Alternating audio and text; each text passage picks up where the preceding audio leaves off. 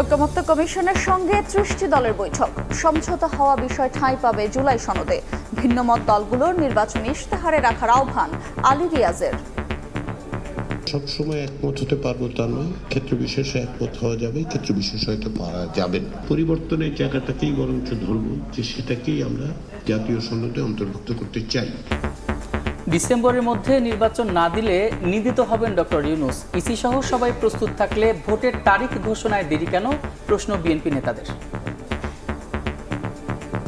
একসময় সংস্কারকে নির্বাচনের প্রতিদ্বন্দ্বী করে সামনে নিয়ে আসতেন, এখন সেটাও বলেন না। তাহলে আপনারা কি চাচ্ছেন?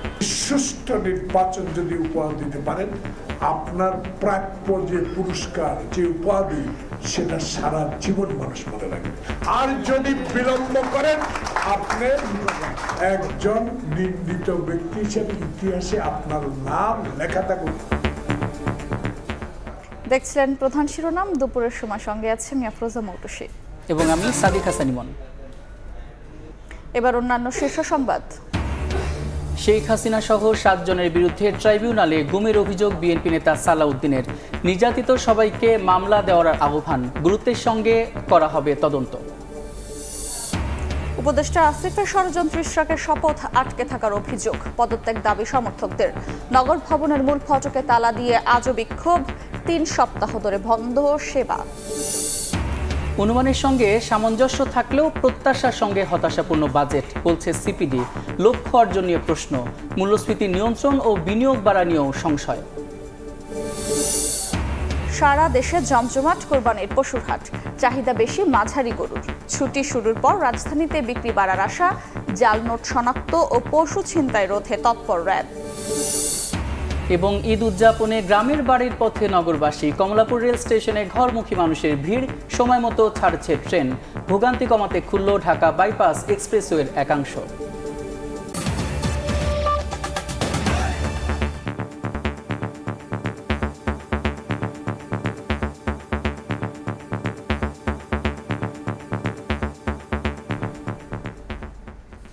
জুলাইয়ের মধ্যেই সনদের কাজ শেষ করতে চায় ঐকমত্য কমিশন।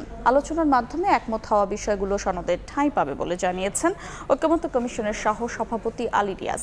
আর ভিন্নমত থাকা বিষয়ে জনমত তৈরিতে দলগুলোর নির্বাচনী ইশতেহারে উল্লেখ রাখার আহ্বান তার। সকালে ফরেন সার্ভিস একাডেমিতে ঐকমত্য কমিশনের সঙ্গে দ্বিতীয় দফায় 30টি দলের বৈঠকের সূচনা বক্তব্যে একথা বলেন তিনি। প্রধান উপদেষ্টার সঙ্গে দ্বিতীয় দফায় আলোচনা শুরুর পরদিন মঙ্গলবার 30টি রাজনৈতিক দলের সঙ্গে আলোচনায় জাতীয় ঐকমত্য কমিশন। সকাল 11টায় বিএনপি, জামায়াত, এনসিপি সহ দলগুলোর নেতারা আলোচনায় অংশ নেন। এ সময় কমিশনের সহসভাপতি আলী রিয়াজ বলেন, আলোচনার মাধ্যমে ঐক্যমতের বিষয়গুলো সনদে ঠাঁই পাবে। আর ভিন্নমত থাকা বিষয়ে জনমত তৈরিতে দলগুলো নির্বাচনী ইশতেহারে উল্লেখ করে জনগণের কাছে যাবে বলেও আশা প্রকাশ করেন তিনি। এক এক দিন 3টে বা 4টে বিষয় নিয়ে আলোচনা করবে যতটা সময় প্রয়োজন হয়। আমাদের লক্ষ্য হচ্ছে এই 3টে বা 4টা বিষয় এক জায়গায় আসা।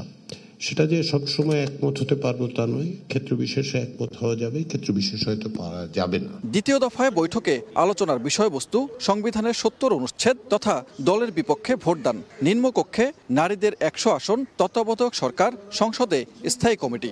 পরিবর্তনের জায়গাটাকেই বরঞ্চ ধরবো যে সেটাকেই আমরা জাতীয় সনদে অন্তর্ভুক্ত করতে চাই এবং সেটা আপনাদের সম্মতির ভিত্তিতেই চাই। এটা তো কমিশনের একার সিদ্ধান্ত নয়। ঈদের ছুটির পর রাজনৈতিক দলগুলোর সঙ্গে অন্যান্য বিষয়ে ফের বৈঠকে বসবে জাতীয় ঐকমত্য কমিশন।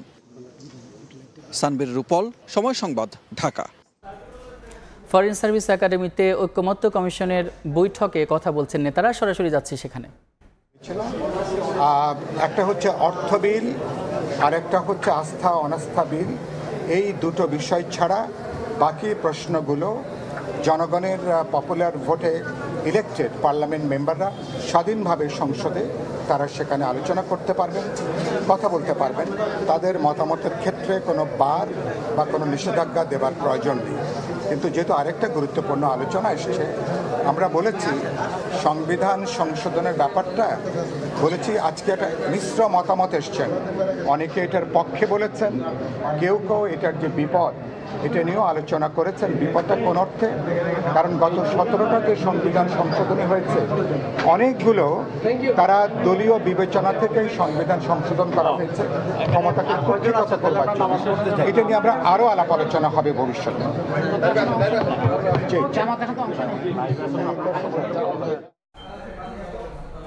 রাজধানীর ফরেন সার্ভিস একাডেমিতে বক্তব্য রাখছিলেন ঐক্যমত কমিশনের নেতাকর্মীরা। আমরা সরাসরি যুক্ত ছিলাম সেখানে। নির্বাচন কমিশন সহ যখন সবাই প্রস্তুত তখন ভোটের তারিখ ঘোষণায় দেরি কেন, এমন প্রশ্ন রেখে বিএনপি নেতারা বলেছেন ডিসেম্বরের মধ্যে নির্বাচন না হলে নিন্দিত হবেন প্রধান উপদেষ্টা। আরও বলেন বিএনপি জনগণের দল বলেই দরজার পেছনে নয় ভোটের মাধ্যমে ক্ষমতায় যেতে চায়। এ সময় দ্রুত নির্বাচনের রোডম্যাপ দেওয়ার আহ্বান জানান বিএনপি নেতারা। সংস্কার প্রস্তাব নিয়ে রাজনৈতিক দলগুলোর সঙ্গে দ্বিতীয় দফায় শুরু হয়েছে জাতীয় ঐক্যমত্য কমিশনের আলোচনা। সংস্কারের পাশাপাশি ডিসেম্বরের মধ্যে নির্বাচন নিয়ে মত প্রকাশ করেছে একাধিক দল। বিএনপিও স্পষ্ট করে বলেছে ডিসেম্বরের পরে নির্বাচনের কোনো কারণ নেই। দলটির নেতারা বলছেন ডিসেম্বরের নির্বাচন না হলে নিন্দিত হবেন অন্তর্বর্তীকালীন সরকার প্রধান ডক্টর মোহাম্মদ ইউনূস। নির্বাচন দিতে সবাই যখন প্রস্তুত তবে ভোটের তারিখ দিতে দেরি কেন, এমন প্রশ্ন রাখেন বিএনপি নেতারা। জাতীয় প্রেস ক্লাবে এক আলোচনায় এ কথা বলেন বিএনপি চেয়ারপারসনের উপদেষ্টা জয়নুল আবদিন ফারুক। কোন সংস্কার বাকি আছে আপনি নির্বাচন দিচ্ছেন না?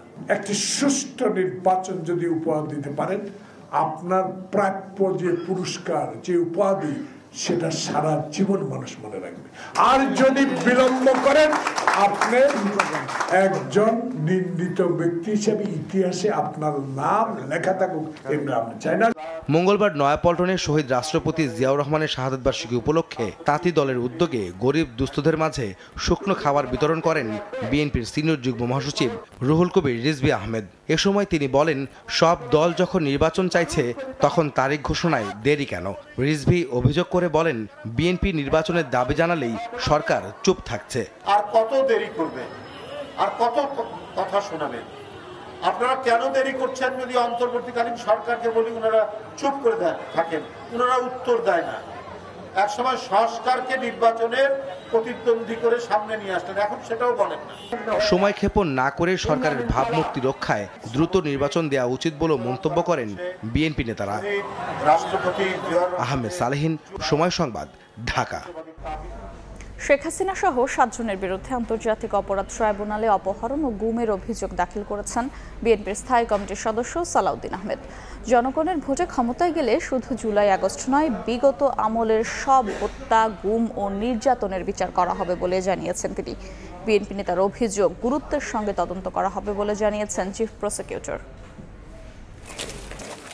2015 সালের 10 মার্চ রাজধানীর উত্তরা থেকে নিখোঁজ হন বিএনপি নেতা সালাহ উদ্দিন আহমেদ। 62 দিন পর একই বছরের 11 মে ভারতের মেঘালয়ের শিলংয়ে স্থানীয় পুলিশ তাকে উদ্ধার করে। তবে 5 আগস্ট শেখ হাসিনা পদত্যাগ করে ভারতে পালিয়ে গেলে 9 বছর পর 11 আগস্ট দেশে ফেরেন তিনি। দেশে ফেরার 9 মাস 23 দিন পর সেই অপহরণ এবং গুমের অভিযোগ নিয়ে মঙ্গলবার আন্তর্জাতিক অপরাধ ট্রাইব্যুনালে সালাউদ্দিন আহমেদ। সঙ্গে ছিলেন দলের আইনজীবীরা। অভিযোগ দিতে কেন এত দেরি নিজেই সেই ব্যাখ্যা দিলেন। এদিন শেখ হাসিনাকে প্রধান আসামি করে আসাদুজ্জামান খান কামাল, বেনজির আহমেদ, সাবেক আইজিপি শহীদুল হক সহ 7 জনের বিরুদ্ধে অভিযোগ দাখিল করেন তিনি। আওয়ামী লীগ আমলে গুম, খুন, নির্যাতনের শিকার ব্যক্তিদেরও অভিযোগ করার আহ্বান জানান বিএনপির এই নেতা। বিভিন্নভাবে মানবতা বিরোধী অপরাধ সংঘটিত হয়েছে, এই সমস্ত কিছুই আন্তর্জাতিক অপরাধ ট্রাইব্যুনালে যাতে মামলা হয়, যারা ভুক্তভোগী তারা যাতে মামলা করেন সেজন্য আহ্বান জানাচ্ছে। শেখ হাসিনা এবং তৎকালীন স্বরাষ্ট্রমন্ত্রী আসাদুজ্জামান কামাল, বেনজির আহমেদ, একেএম শহীদুল হক, মেজর জেনারেল জিয়াউল হাসান, আসাদুজ্জামান মিয়া, মনিরুল ইসলাম, এই পর্যন্ত আমরা নাম মেনশন করেছি এবং আননোন অনেক কথা।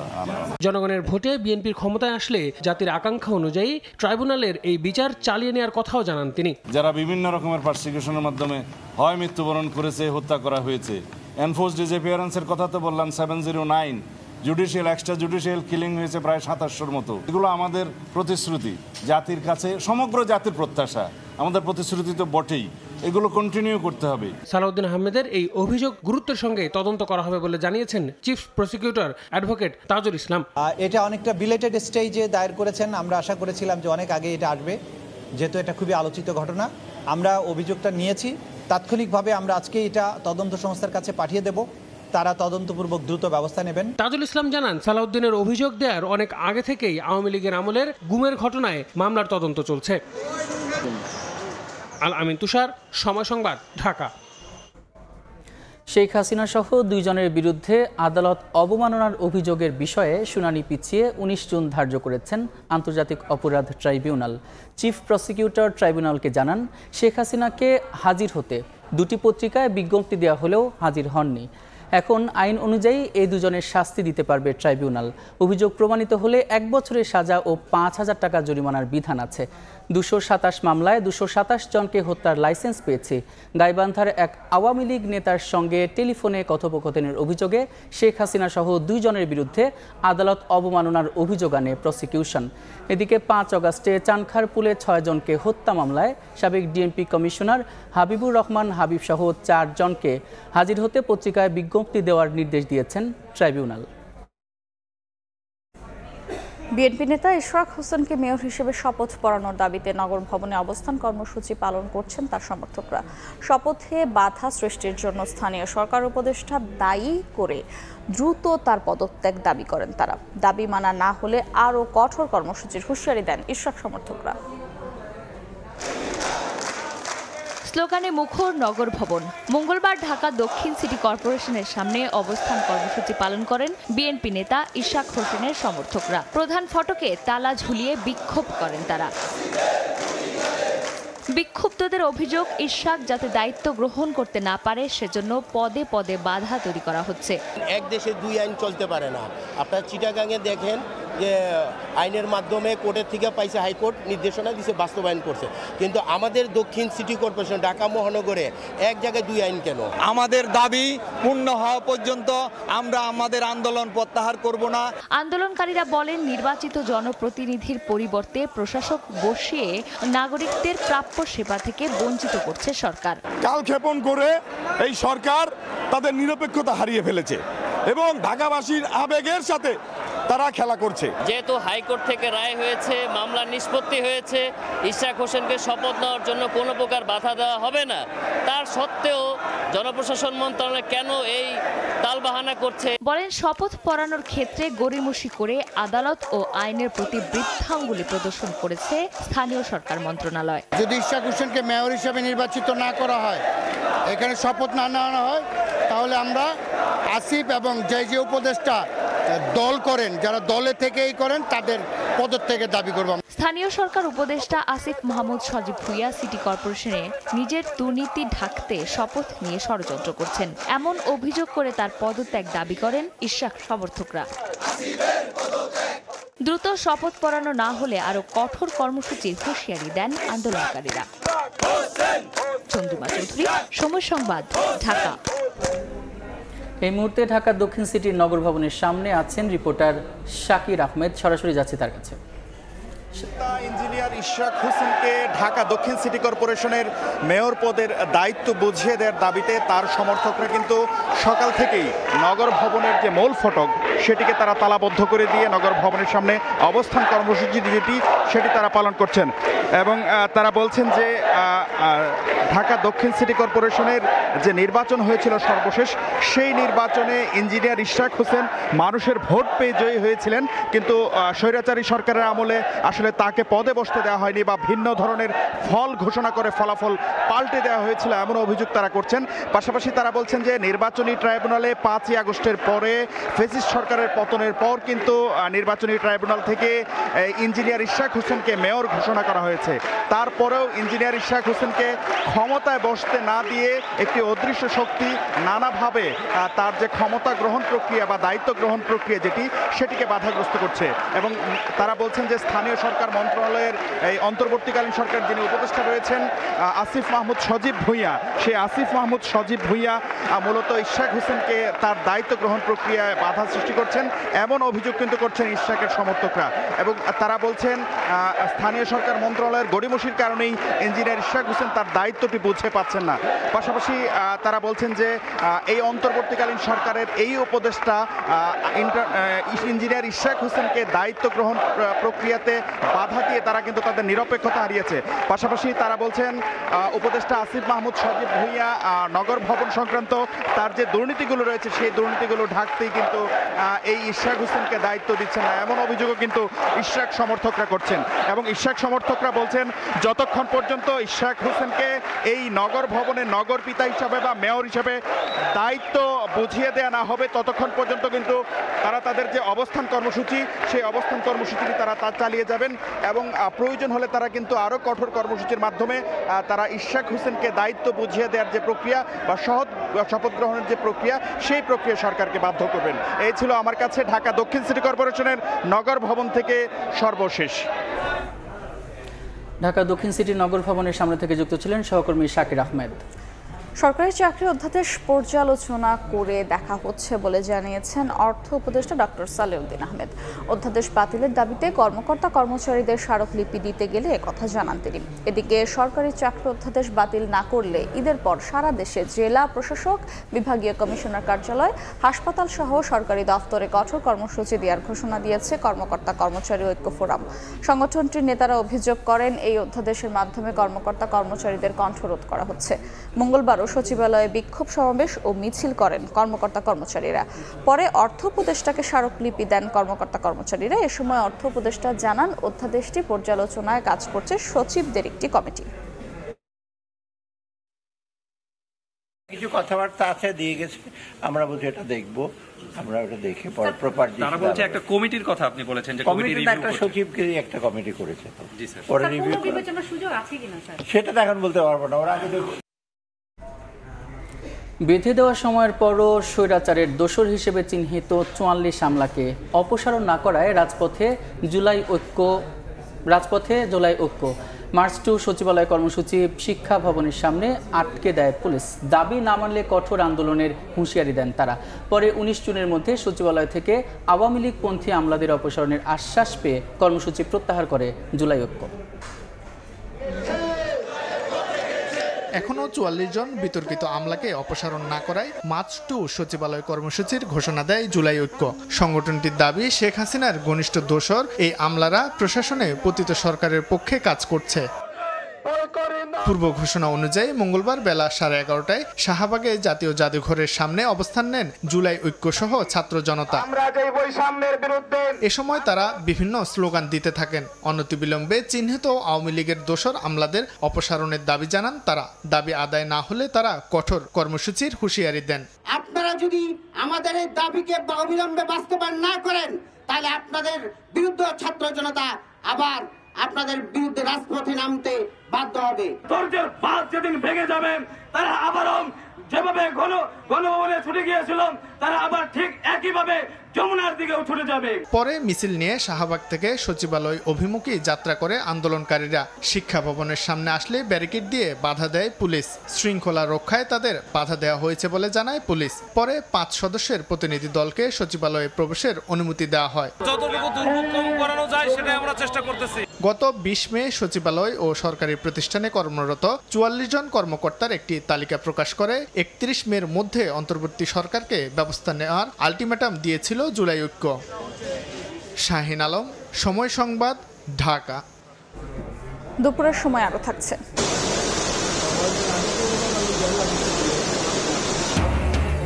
পাহাড়ি ঢলে কুশিয়ারার ২ স্থানে বাঁধে ভাঙন। জকিগঞ্জে ১০ গ্রাম প্লাবিত, আখাউড়ায় পানিবন্দী ১৯ গ্রামের বাসিন্দা। তিস্তার তীর রক্ষায় শত কোটি টাকা খরচেও থামছে না ভাঙন। এবার কোরবানির পশুর হাটের খবর।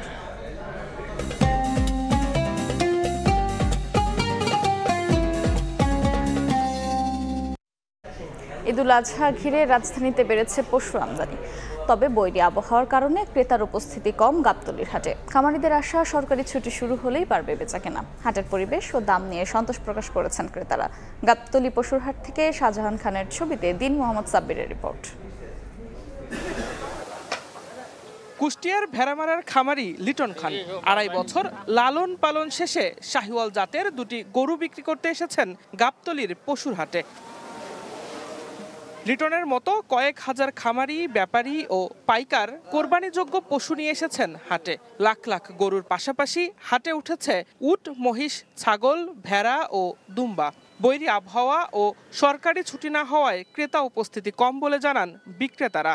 দীর্ঘ কয়েকদিন যাবৎ বৃষ্টির আবহাওয়া, বৈরীর আবহাওয়ার কারণে অনেকে কোরবানি যারা ক্রয় করবে তারাও কোরবানি কিনতে পারি নাই। আজকে যারা আসতেছে তারা মিনিত গরু কিনতে আসতেছে না, তারা যাচাই বাছাই করবে, আগামীকালকে থেকে কেনা শুরু করবে। আমরা গরু নিয়ে আনছি মোটে 15টা, তো এখন বানছি, বান্নার পরে গরু এখনো বিক্রি হয় না একটাও।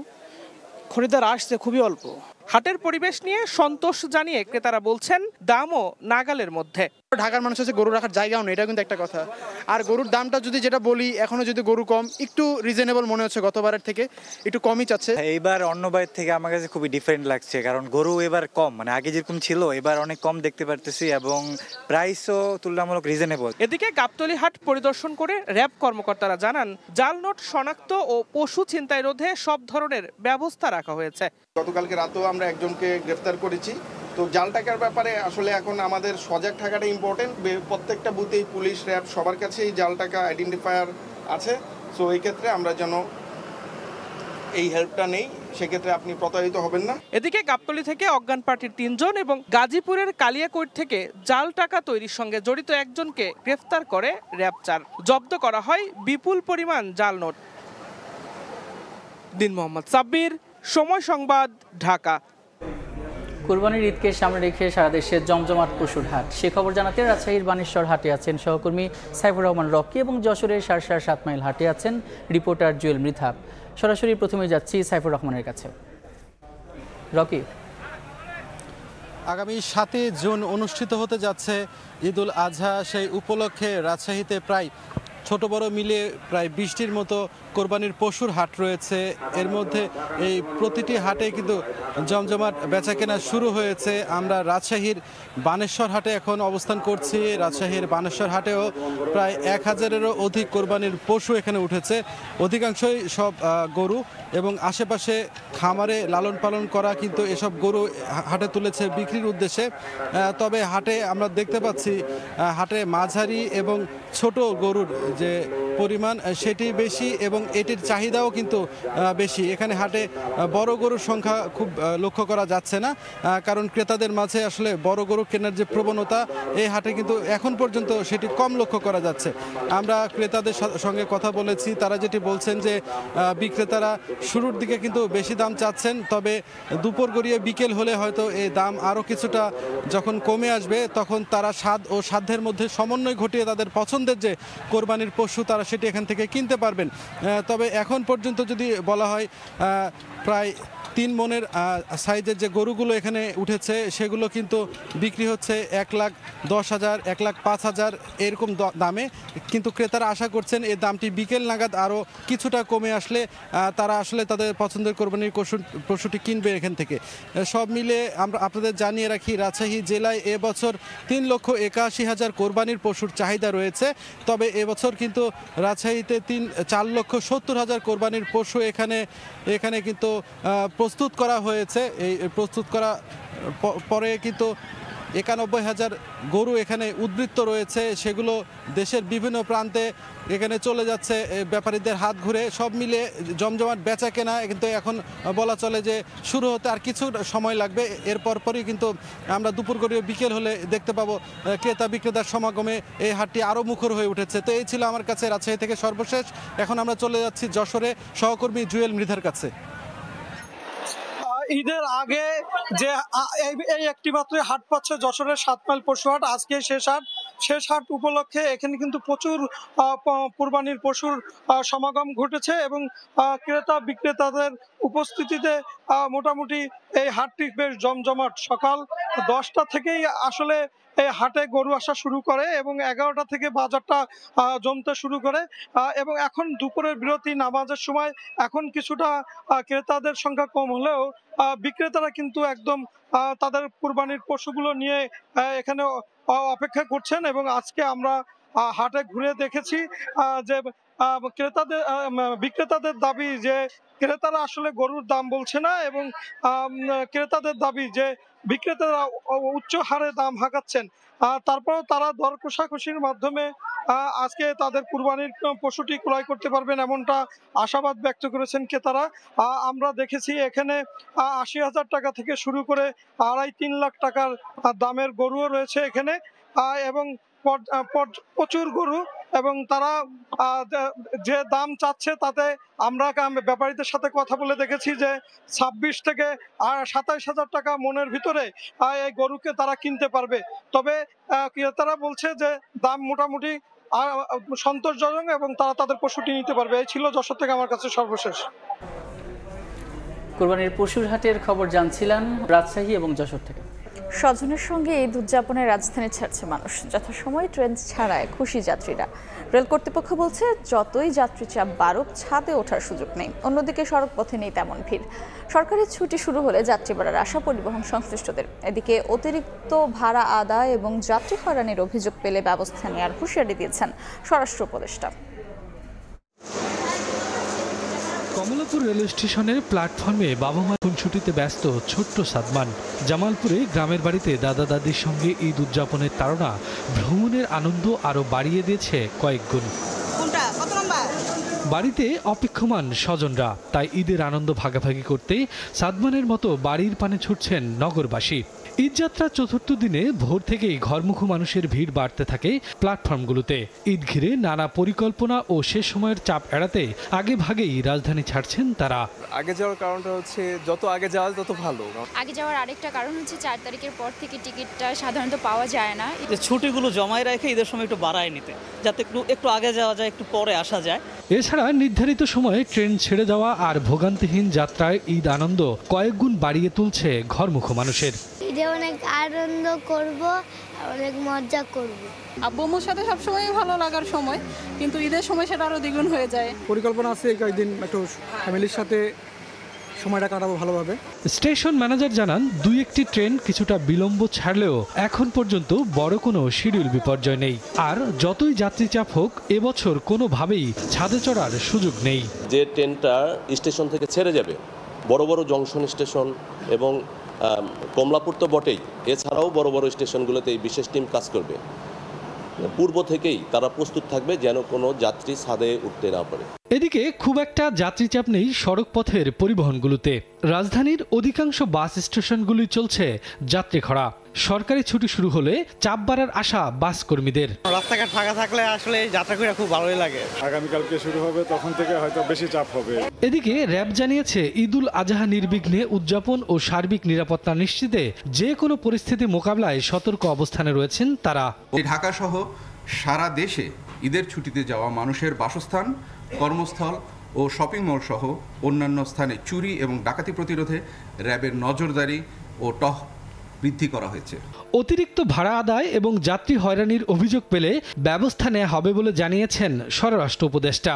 যেই ভাড়াটা নির্ধারণ করা ছিল ওই ভাড়াটাই নিচ্ছে, বাট ফিরার পথে অল্প কিছু জায়গায় তারা এই ভাড়াটা ঠিক মতো যেটা নেওয়া এটা নিতে পারে নাই।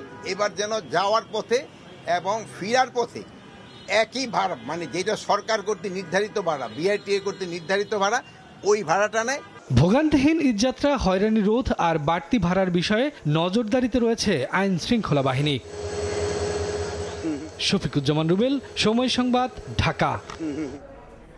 প্রস্তাবিত বাজেট শিরোনামে বৈষম্য বিলোপের কথা বললেও ভিতরে নেওয়া পদক্ষেপগুলো সামঞ্জস্যপূর্ণ নয় বলে মন্তব্য করে গবেষণা প্রতিষ্ঠান সিপিডি। কালো টাকা সাদা করার বিধান তার মধ্যে একটি, উল্লেখ করে এটি বাদ দেওয়ার দাবি জানিয়েছে সংস্থাটি। এছাড়া মূল্যস্ফীতি ও রাজস্ব আদায়ের লক্ষ্যমাত্রা উচ্চাকাঙ্ক্ষী বলে মন্তব্য করে তা অর্জন কঠিন হবে বলে মনে করে সিপিডি। সংস্থাটির বাজেট পরবর্তী পর্যালোচনায় এসব কথা উঠে এসেছে। জুলাই আগস্টে হওয়া গণ অভ্যুত্থানের মূল লক্ষ্য ছিল সমাজে রাষ্ট্রে চলমান বৈষম্য বিলোপ করে সমতা নিশ্চিত করা, পাশাপাশি তরুণদের চাহিদা অনুযায়ী কর্মসংস্থানের ব্যবস্থা করা। সোমবার দেশের 54তম প্রস্তাবিত বাজেটের শিরোনামে অর্থ উপদেষ্টা তা মনে করিয়ে দিলেও সিপিডি বলছে বৈষম্য হ্রাস বা কর্মসংস্থান বাড়ানোর সুনির্দিষ্ট কোনো কর্মসূচি বাজেটে নেই। জুলাই আগস্টের আন্দোলনে কর্মসংস্থান, বৈষম্য হ্রাস এই দুটো ছিল একটা বড় ধরনের একটা দাবি। সেখানে যারা নাকি বেকার আছেন বা যারা নাকি প্রশিক্ষণে শিক্ষায় কর্মজগতে নেই, তাদের জন্য যে সুনির্দিষ্ট লক্ষ্য নির্দিষ্ট যে কর্মসূচি, সেটা কিন্তু আমরা দেখি না।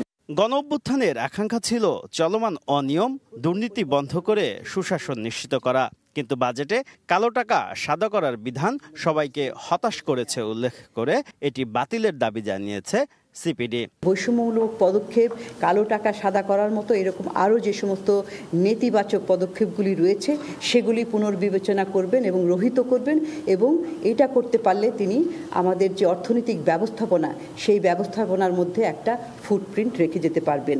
এবারের বাজেটে অন্যতম দিক এলডিসি গ্রাজুয়েশনকে সামনে রেখে দেশীয় শিল্পের কর সুবিধা কমানো। এর বিকল্প নেই উল্লেখ করে সিপিডি বলছে সার্বিকভাবে যেন নেতিবাচক প্রভাব না পড়ে সেদিকে নজর দিতে হবে। অভ্যন্তরীণ বাজারমুখী এবং আমদানি প্রতিস্থাপক শিল্পের যে সংরক্ষণটা ছিল সেটা অনেকটুকু কমে গেছে। এটা হয়তো আমাদেরকে মেনে নিতে হবে, কারণ এলডিসি গ্রাজুয়েশন আসছে, কিন্তু তার প্রতিযোগিতা সক্ষমতা বাড়াতে গেলে অন্যান্য জায়গায় যে পদক্ষেপগুলো নেওয়ার কথা ছিল, এবং টার্ন ওভার ট্যাক্সও তার মধ্যে একটা, সেইটা কিন্তু আমরা সেখানে দেখিনি। মঙ্গলবার বাজেট প্রতিক্রিয়া নিয়ে আয়োজিত সংবাদ সম্মেলনে সিপিডি আরও বলেছে পরোক্ষ করের উপর নির্ভরশীলতা কমিয়ে ক্রমান্বয়ে প্রত্যক্ষ করের উপর নির্ভরশীলতা বাড়াতে হবে। শুভ খান, সময় সংবাদ, ঢাকা। পুশিন বন্ধের আহ্বানে সাড়া নেই ভারতের। প্রায় দিনই বিভিন্ন সীমান্ত দিয়ে জোর করে মানুষকে ঠেলে দিচ্ছে বিএসএফ। আজও ময়মনসিংহ, চাঁপাইনবাবগঞ্জ এবং পঞ্চগড় সীমান্ত দিয়ে 56 জনকে পুশিন করা হয়েছে। এই ঘটনায় বিএসএফকে প্রতিবাদ লিপি দিয়েছে বিজিবি। সীমান্তে নিরাপত্তা জোরদার করা হলেও থেমে নেই পুশিন। প্রায় দিনই জোর করে মানুষকে বাংলাদেশে ঠেলে দিচ্ছে বিএসএফ। মঙ্গলবার ভোরে ময়মনসিংহের ধোবাউড়া ও হালুয়াঘাট সীমান্ত দিয়ে 22 জনকে পুশিন করে বিএসএফ। তারা গুজরাটের বিভিন্ন দোকানে কাজ ও ব্যবসা করতেন। এই ঘটনায় বিএসএফকে প্রতিবাদ লিপি দিয়েছে বিজেপি। তাদেরকে আবারও আমরা বলেছি যে অবৈধভাবে যেন তারা না পাঠায়, যদি বাংলাদেশি হয়ে থাকে অবশ্যই তাদেরকে আমরা ফেরত নেব। পঞ্চগড় সদরে 2 সীমান্ত দিয়ে 26 জনকে পুশিন করেছে বিএসএফ। 10 থেকে 15 বছর ধরে ভারতে অবস্থান করে আসছিলেন তারা। এদের মধ্যে থেকে যদি অনুপ্রবেশকারী থেকে থাকেন, অন্য কোনো দেশের নাগরিক থেকে থাকেন, তাহলে তাদের বিরুদ্ধে আমরা যথাযথ আইনগত ব্যবস্থা গ্রহণ করব। এছাড়া চাঁপাইনবাবগঞ্জের ভোলাহাটের চানশিকারি সীমান্ত এলাকার বেড়া খুলে 8 জনকে বাংলাদেশে পাঠায় বিএসএফ। পরিচয় নিশ্চিত হওয়ার পর পুশিন হওয়া ব্যক্তিদের বিরুদ্ধে প্রয়োজনীয় আইনগত ব্যবস্থা নেওয়া হবে বলে জানায় বিজিবি। ফাহরিয়া ফারজানা, সময় সংবাদ। গত 2 দিনে ভারী বর্ষণ না হওয়ায় সিলেটে কমতে শুরু করেছে বন্যার পানি। তবে কুশিয়ারা নদীর বাঁধের 2 স্থান ভেঙে লোকালয়ে ঢুকছে পানি। এতে প্লাবিত হয়েছে জকিগঞ্জের 10 গ্রাম। বসতবাড়ি তলিয়ে থাকা চরম দুর্ভোগে পড়েছেন বাসিন্দারা। এদিকে পানি নামতে শুরু করায় বন্যা পরিস্থিতির উন্নতি হয়েছে ব্রাহ্মণবাড়িয়ায়।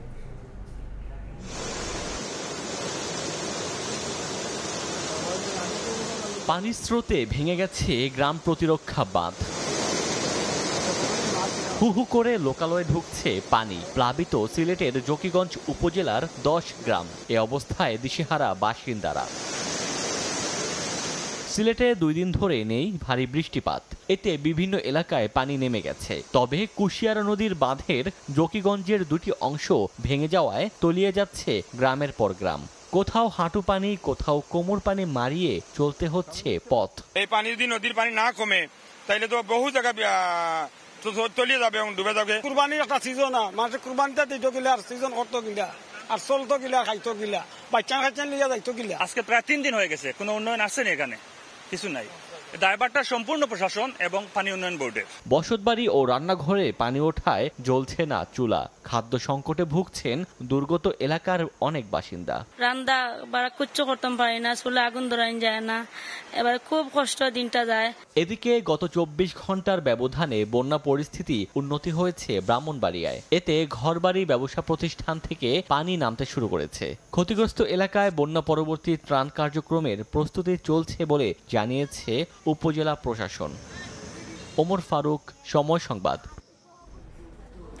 ব্যয়বহুল হওয়ায় স্যানিটারি ন্যাপকিন ব্যবহারের সামর্থ্য নেই অনেক নারীর। বাধ্য হয়ে বিকল্প হিসেবে পুরাতন কাপড় ব্যবহার করেন তারা। যাদের সামর্থ্য আছে, নিরাপদ জায়গার অভাবে সময় মতো পাল্টাতে পারেন না প্যাড। এতে ইউরিন ইনফেকশন, জরায়ু মুখের ক্যান্সার, ভ্যাজাইনাইটিস এবং বন্ধ্যাত্বের মতো ঝুঁকি বাড়ছে বলে জানিয়েছে চিকিৎসকরা। একই সঙ্গে সুগন্ধিযুক্ত স্যানিটারি ন্যাপকিন এবং টেম্পন ব্যবহার নিয়ে সতর্ক করছেন তারা। আল মামুনের ক্যামেরায় আয়শা সিদ্দিক সামিয়ার রিপোর্ট।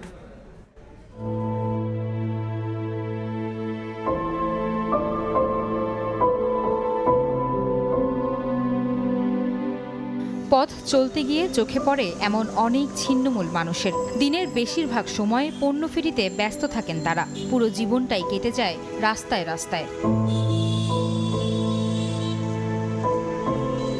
ঋতুস্রাবের সময়েও পরিচ্ছন্ন হওয়ার মতো কোনো জায়গা নেই ভাসমান কিশোরী ও নারীদের।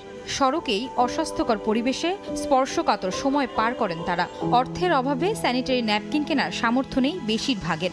বাধ্য হয়ে ব্যবহার করেন পুরাতন কাপড় দিয়ে করে। আমাদের তো এই সামর্থ্যই নেই, কিনবো কিভাবে? বড় লোকেরা তো দিতে পারে, আমরা তো গরিব মানুষ দিতে পারি না। বাচ্চা নিয়ে তো সারাদিন তো কাপড় ইউজ করা যায় না, কেন এখন তো অনেক রকম ইস্যু হয়।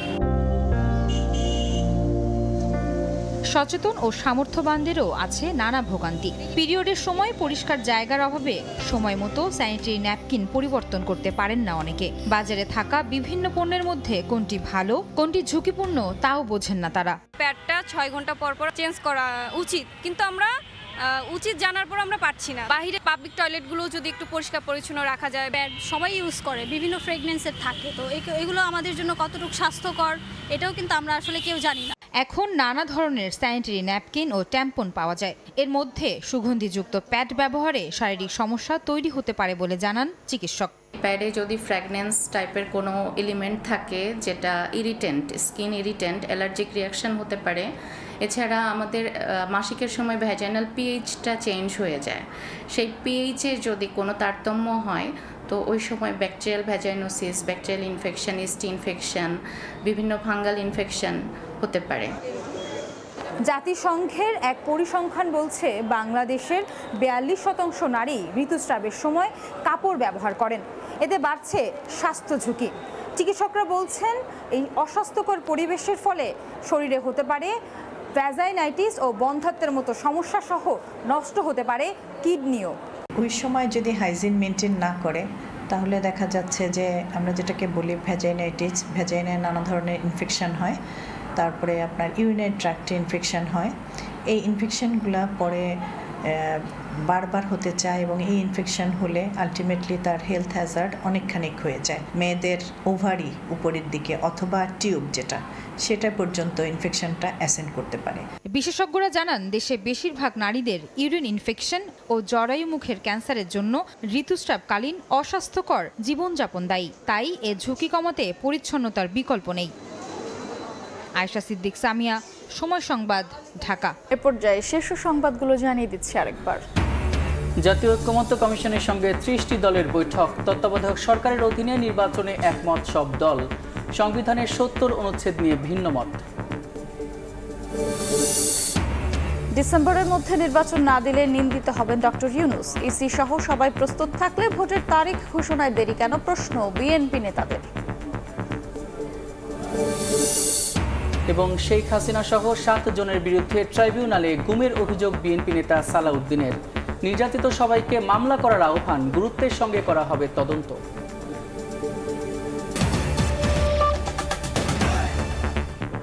এই ছিল দুপুরের সময়। সঙ্গে থাকুন সময়।